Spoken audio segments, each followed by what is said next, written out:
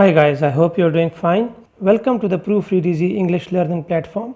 In today's class, we will discuss the subjunctive mode. We will also see how the third person singular and the verb to be are conjugated differently when it comes to subjunctive mode. So let's start. When it comes to a request, a hypothetical situation, or a wish or desire, the verbs are conjugated according to the subjunctive mode. This means that the third person singular and the verb to be are conjugated differently. The conjugation of rest of the verbs and rest of the perspectives remains the same.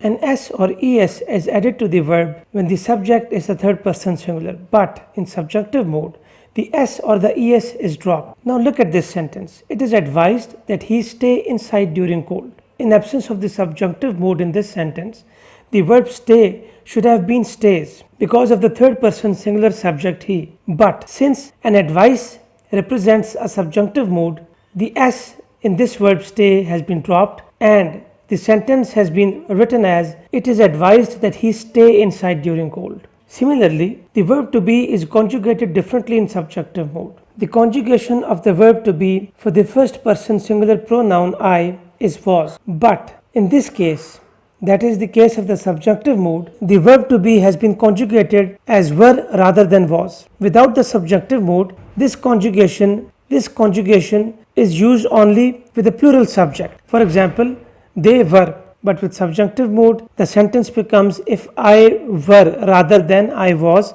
if I were the Prime Minister. Now this is showing a hypothetical situation. If I were the Prime Minister, because I am not the Prime Minister, if I were the Prime Minister, I would introduce labor reform. I hope you found this video helpful. Thank you for watching. If you like this lecture, please like and subscribe to this channel, as this helps the Proofread Easy English learning platform in preparing more videos like this.